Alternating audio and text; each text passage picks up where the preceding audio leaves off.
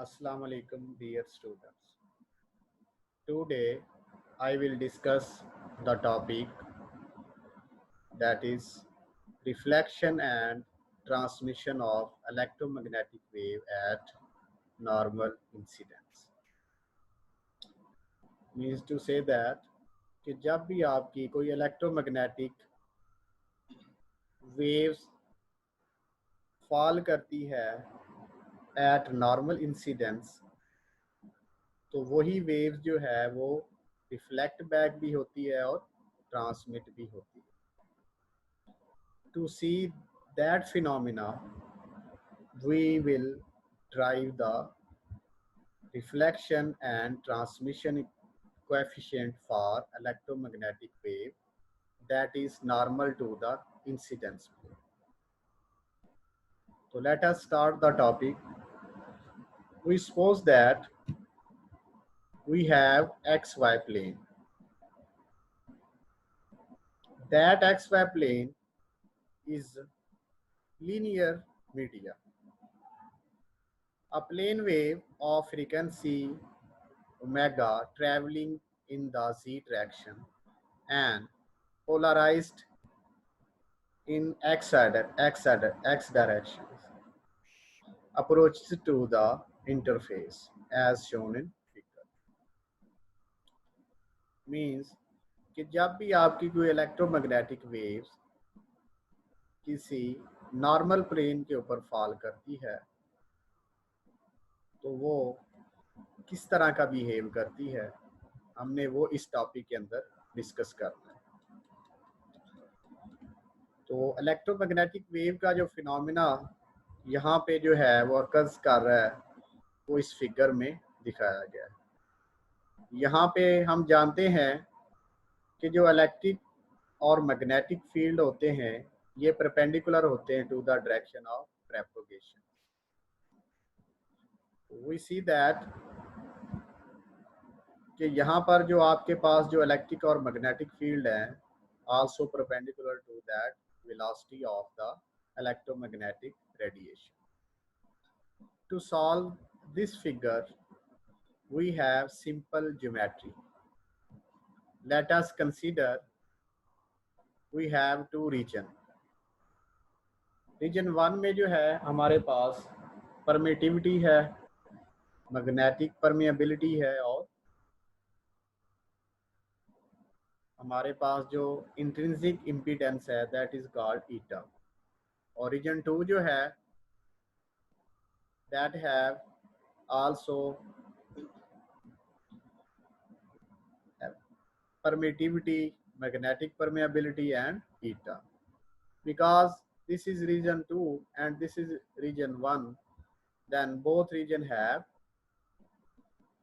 different medium parameters. अब हम जो है ये देखते हैं कि जब आपके जो इलेक्ट्रिक और मैग्नेटिक फील्ड जो हैं या इलेक्ट्रो और मैग्नेटिक वेव जो हैं जब फॉल करती हैं इस नॉर्मल प्लेन के ऊपर तो उनके ऊपर प्लेन का क्या इफेक्ट होता है और इन बोथ रीजन का जो है उसके ऊपर क्या इफेक्ट होता है. तो let's see that the incident electromagnetic fields are given as which are propagate through the medium region 1 and region 2.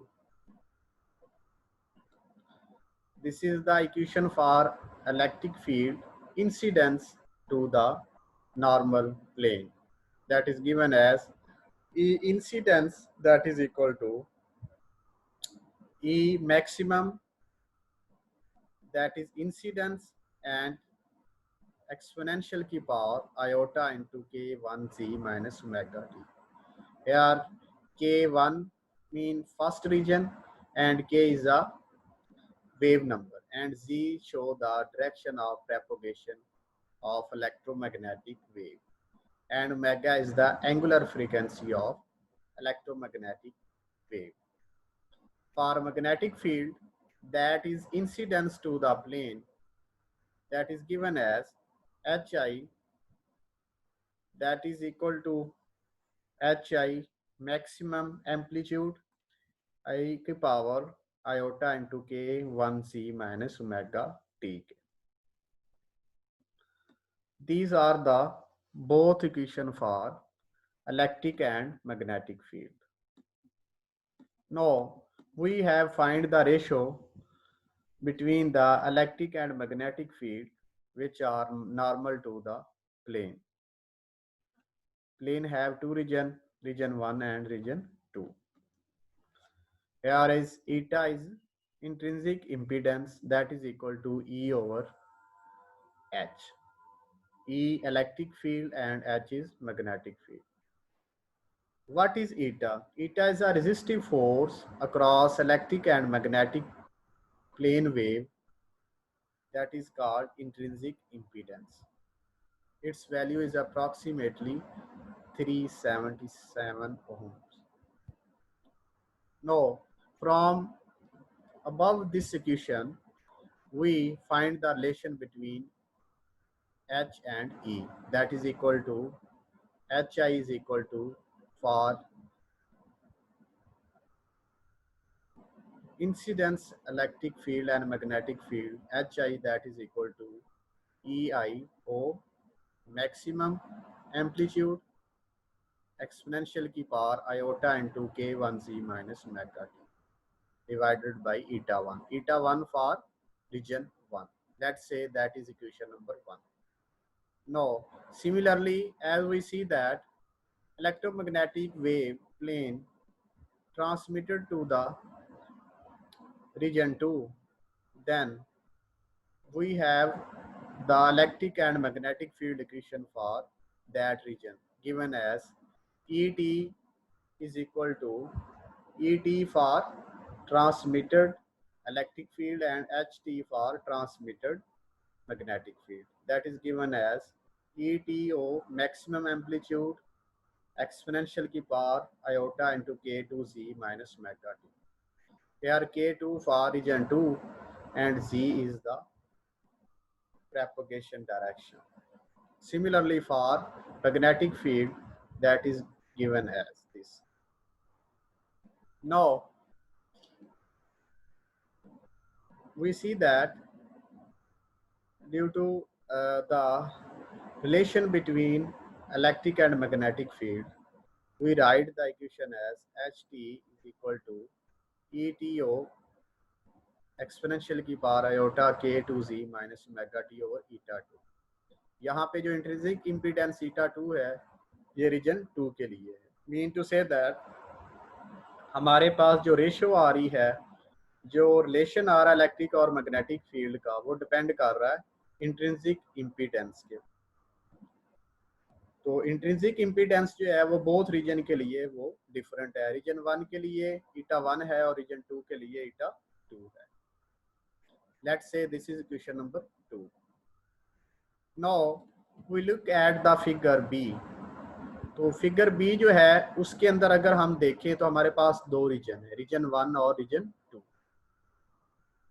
तो we see that electric field और magnetic field जो है वो इंसिडेंस हैं to the normal and along the z axis. अगर हम इसको देखें तो जो कंपोनेंट ऑफ इलेक्ट्रिक और मैग्नेटिक फील्ड हैं ये अलॉन्ग एक्स एक्सिस हैं एंड वाई एक्सिस हैं, बिकॉज जो इलेक्ट्रिक फील्ड और मैग्नेटिक फील्ड होते हैं वो परपेंडिकुलर होते हैं to the direction of propagation. तो आपके पास जो मैग्नेटिक फील्ड है ये अलॉन्ग वाई एक्सिस होगा और जो इलेक्ट्रिक फील्ड होगा वो अलॉन्ग एक्स एक्सिस होगा. तो बोथ जो है आपके पास जो है वो टेंजेंशियल हैं. तो फॉर बाउंड्री कंडीशन जो है हम देखते हैं कि जो मैग्नेटिक फील्ड टेंजेंट फॉर्म 1 के लिए जो है रीजन 1 के लिए वो बराबर है हमारे पास magnetic field tangential for region 2. Simply अगर हम देखें तो रीजन 2 के अंदर जो मैग्नेटिक फील्ड है वो ट्रांसमिटेड है Ht है और Hi जो है फॉर इंसिडेंस मैग्नेटिक फील्ड के लिए.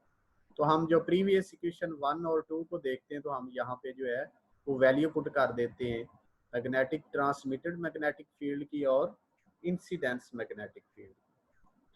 तो वैल्यू पुट करने के बाद हमारे पास जो रिलेशन आ जाते हैं वो इस फॉर्म में आ जाते हैं.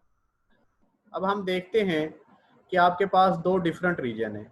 इसका मतलब है कि आपके पास ये जो इंट्रिंसिक इम्पीडेंस है ये बोथ रीजन के लिए डिफरेंट है, रीजन 1 के लिए भी और रीजन 1 के लिए भी और रीजन 2 के लिए भी। इसका मतलब है कि आपके पास जो सम होगा इलेक्ट्रिक फील्ड इंसिडेंस का और मैग्नेटिक फील्ड का, वो हम देखेंगे उसका भी क्या इफेक्ट होता है। Now we see that due to this difference between eta 1 and eta 2, some part of wave would be reflected back। मतलब जब आपके पास प्रॉपर्टीज जो हैं वो डिफरेंट है तो आपके पास जो कुछ पार्ट होगा रेडिएशन का वो रिफ्लेक्ट हो जाएगा। जब रिफ्लेक्ट हो जाएगा तो इलेक्ट्रिक और मैग्नेटिक फील्ड की हम डायरेक्शन को देखेंगे। तो आपके पास जब रिफ्लेक्ट हो जाएगा तो वो नेगेटिव जी एक्सिस की तरफ हो जाएगा। तो जब आप नेगेटिव जी एक्सिस को देखते हैं तो इसके हिसाब से आपकी जो एक्सपोनेंशियल के जो पावर है वो भी नेगेटिव अपीयर हो जाती है। उसके लिए जो है हमारे पास इलेक्ट्रिक और मैग्नेटिक फील्ड की जो दोनों इक्वेशन बनती है वो इस तरह की बनती है। ये फॉर इलेक्ट्रिक फील्ड है और this for magnetic field. Transmitted magnetic field और रिफ्लेक्टेड मैग्नेटिक फील्ड और रिफ्लेक्टेड इलेक्ट्रिक फील्ड और रिफ्लेक्टेड मैग्नेटिक।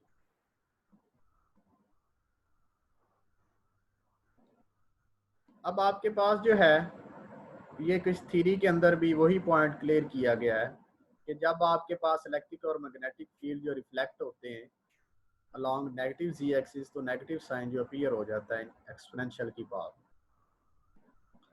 यहाँ पे हम एक और पॉइंट भी डिस्कस करेंगे कि जब आपका इलेक्ट्रिक और मैग्नेटिक फील्ड जो रिफ्लेक्ट होता है तो according to right hand rule अगर हम देखें तो फर्स्ट हमने देखा था कि जब आपका ट्रांसमिशन हो रही थी इलेक्ट्रिक और मैग्नेटिक फील्ड की तब आप कह सकते थे कि थंब साइन जो है वो डायरेक्शन ऑफ प्रोपगेशन को शो कर रहा है अलोंग जी एक्सिस है।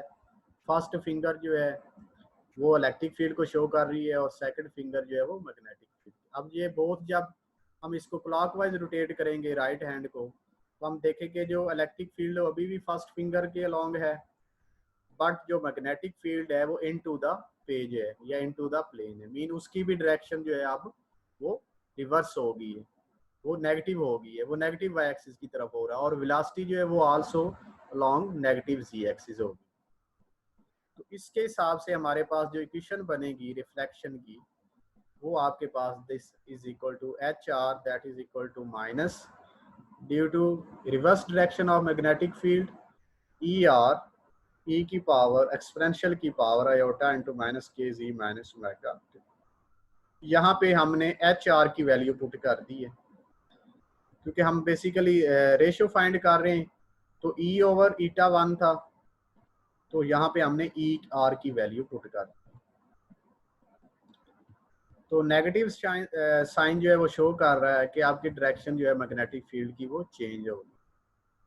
नो हम अब बाउंड्री कंडीशन अप्लाई करते हैं let z is equal to 0।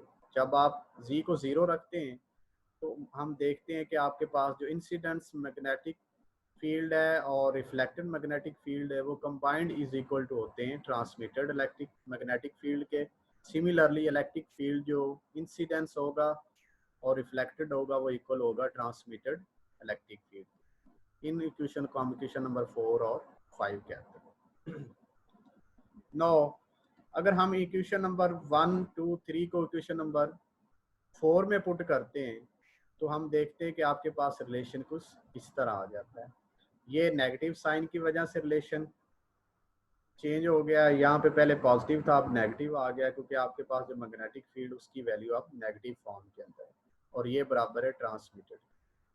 इसको सिंपल रिलेशन में हम लेके आते हैं तो ये इंसिडेंस ओवर ईटा 1 है ऑरिजिन 1 के लिए, ये रिफ्लेक्टेड ओवर ईटा 1 ये भी आपके पास जो रीजन 1 के लिए और ये इलेक्ट्रिक फील्ड ट्रांसमिटेड जो है रीजन 2 के लिए। हमने ये रिलेशन पढ़ा है कि ट्रांसमिटेड जो होता है इलेक्ट्रिक फील्ड वो बराबर होता है sum of incidence and reflected electric field के। तो हम ये वैल्यू यहाँ पे प्लेस करेंगे। इसको हम जब सिंप्लीफाई करेंगे इस इक्वेशन को तो हमारे पास जो फाइनल रिलेशन आ जाएगा वो आ जाएगा जी ER over E incidence I, that is equal to eta 2 minus eta 1 over eta 2 plus eta 1. Here, this is the relation between reflected electric field and incidence electric field, and this relation is called reflection coefficient. Now, अब हम जो है relation find करेंगे for transmitted and incidence electric field के लिए। तो again हम equation यही जो है सपोज करेंगे। इसके अंदर जो है हम बेसिकली रिलेशन ई टी और ई आई के दरमियान फाइंड करना चाहते हो, तो यहाँ से हम ई आर को एलिमिनेट कर देंगे और ई आर की जो वैल्यू है, ये क्वेश्चन नंबर हम अगर 4 को देखें तो हमारे पास आ जाती है E R that is equal to E T minus, या क्वेश्चन नंबर 5 के अंदर भी ये वैल्यू दी गई होगी, E T minus E incidence. ये वैल्यू आप उठा के यहाँ पे पुट करेंगे और इसको जब आप सिंप्लीफाई करेंगे इन स्टेप्स को, तो आपके पास जो रिलेशन आ जाएगा वो आ जाएगा E transmitted over E incidence that is equal to 2 eta 2 over eta 1 plus eta 2. This is the relation between incidence electric field and transmitted electric field, and यहाँ पे जो ये वाला जो आपके पास रिलेशन है that is called transmission coefficient. Thank you.